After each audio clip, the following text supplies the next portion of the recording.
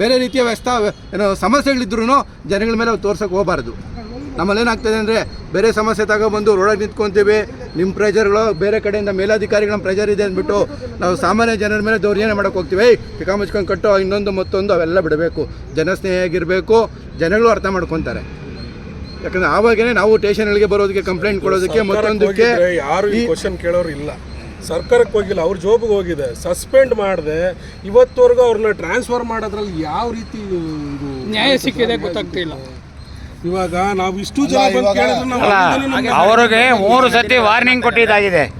ಒಮೆಕ್ಸ್ದಲ್ಲಿ ಗಾಡಿಗಳನ್ನ ಹಿಡಿದು ತಪಾಸಣೆ ಮಾಡ್ತಾ ಇದ್ದೀರಾ, ಆದರೆ ಅದರ ಪಕ್ಕದಲ್ಲಿರುವಂತಹ ಮೊಬೈಲ್ ಏನೋ ಒಂದು ಮೊಬೈಲ್ ಕವರನ್ನು ಮಾರುವಂತಹ ವ್ಯಕ್ತಿ ಒಬ್ಬ ಬಂದು ಅವ್ರ ಮುಖಾಂತರ ಫೋನ್ ಪೇಗಳನ್ನು ಮಾಡಿಸ್ಕೊಂಡು ಇವರ ಅಕೌಂಟ್ಗಳಿಗೆ ಟ್ರಾನ್ಸ್ಫರ್ ಮಾಡ್ಕೊಳ್ತಾ ಇದ್ದಾರೆ. ಇದು ಯಾವ ರೀತಿ ನ್ಯಾಯಗಳು?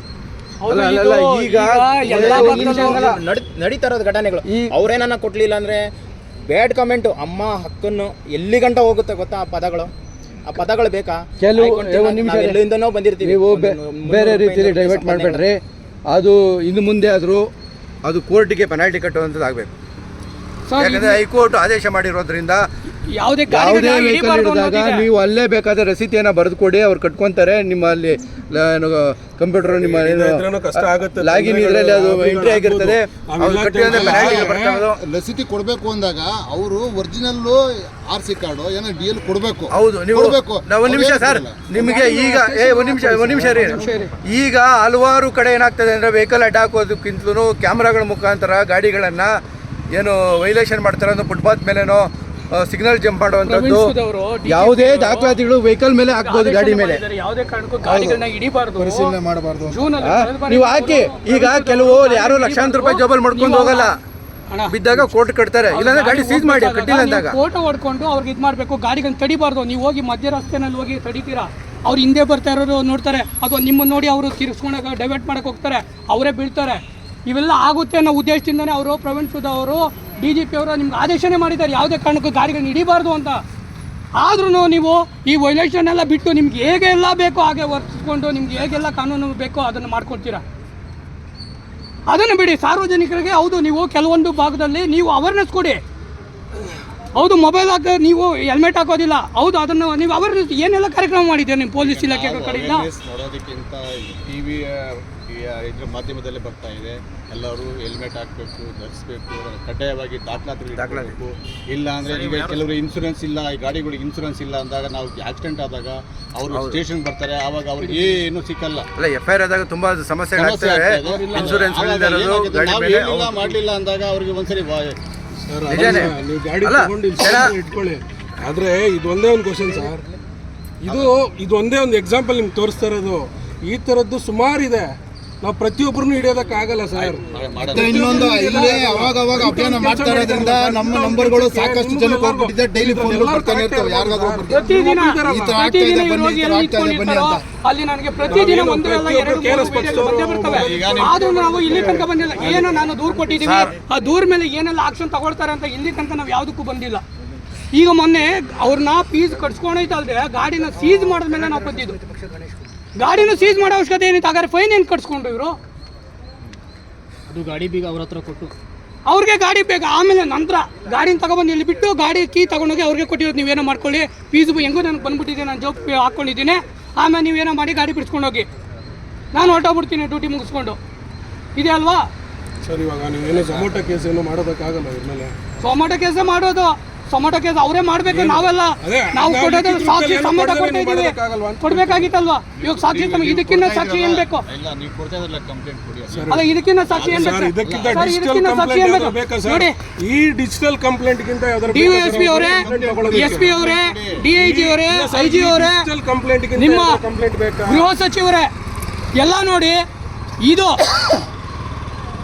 ಇದಕ್ಕಿಂತ ಸಾಕ್ಷಿ ಬೇಕಾ ನಾವು ಕೊಡೋದಕ್ಕೆ? ಯಾರು ಕೊಡ್ತಾರೆ ಈ ಥರ ಸಾಕ್ಷಿ? ಸಾಕ್ಷಿ ಸಮೇತ ತಗೊಬಂದು ಕೊಟ್ರು ಅವ್ರ ಮೇಲೆ ಆಕ್ಷನ್ ಆಗಿರುತ್ತೆ ಟ್ರಾನ್ಸ್ಫರ್. ಅಲ್ಲ, ನೀವು ಅದನ್ನ ಅವ್ರ ಅಕೌಂಟ್ ಹೆಸರೇನಿದೆ ಇದೆ ನರಸಿಂಹ ಅಂತಾನೆ ಸ್ವಂತ ಅಕೌಂಟ್ಗೆ ಸ್ವಂತ ಅಕೌಂಟ್ ಫೋನ್ ಪೇ ನಂಬರ್ ಅವರು ಸ್ವಂತ ಜಾಬ್ಗೆ ಹೋಗ್ತಾ ಇದೆ. ಆದ್ರೂ ಇಲ್ಲಿ ಜಿಗಣಿ ಪೊಲೀಸ್ ಅವರು ಈಗಾಗಲೇ 1 ಅಲ್ಲ 2 ಅಲ್ಲ 16 ಸಾರಿ ಇವ್ರ ಮೇಲೆ ದೂರು ಕೊಟ್ಟರು ಸಹ ಇದುವರೆಗೂ ಅವ್ರನ್ನ ಕೆಲಸದಿಂದ ವಜಾ ಮಾಡಿಲ್ಲ. ಜನರ ಜೊತೆ ಯಾಕೆ ನಡ್ಕೊಬೇಕು ಅನ್ನೋದ್ರನ್ನ ಅವ್ರಿಗೆ ಟ್ರೈನಿಂಗೇ ಕೊಟ್ಟಿಲ್ಲ. ದಿನದ 24 ಗಂಟೆಯಲ್ಲಿ ಅವ್ರು ಹಲವಾರು ಸಲ ಕುಡ್ಕೊಂಡೇ ಗಾಡಿ ವೆಹಿಕಲ್ ಇಡ್ತಾ ಇರ್ತಾರೆ ಸರ್ಕಲ್ಗಳಲ್ಲಿ.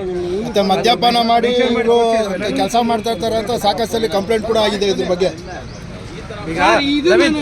ಸರ್ ನಾಯ್ಡು ಬಗ್ಗೆ ಒಂದು ನಿಮಿಷ ಸರ್, ಒಂದೇ ನಿಮಿಷ.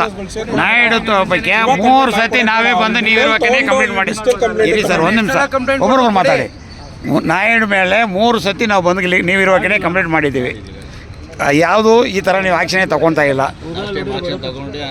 ನೀವೇ ಅವತ್ತು ರಕ್ಷಣೆ ಮಾಡಿದ ಅವತ್ತು ಅವ್ರನ್ನ ಬಿಟ್ಟು ಕಳಿಸಿದ್ದು ನೀವೇ ಸರ್. ಅವ್ರನ್ನ ಬಿಟ್ಟು ಕಳಿಸಿದ್ದು ನೀವೇ, ನಾವೇ ನೋಡ್ಕೊಂಡಿದ್ವಿ.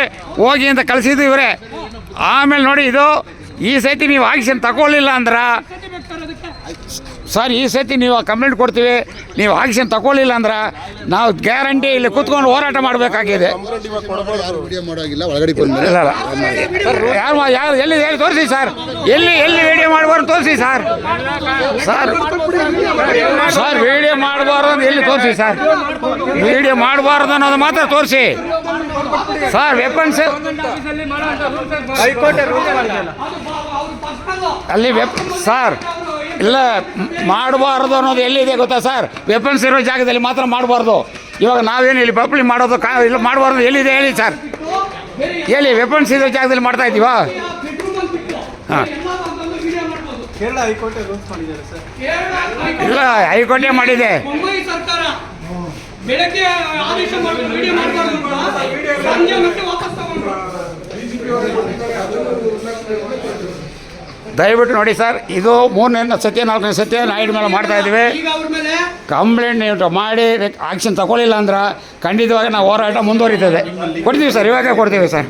ಗುಡಿ ನಾವು ತಗೊಳ್ತೀವಿ, ಹೌದು. ತಗೊಳ್ಳಲ್ಲ ಅಂತ ಎಲ್ಲಿ ಹೇಳಿದೀವಿ ನಾವು.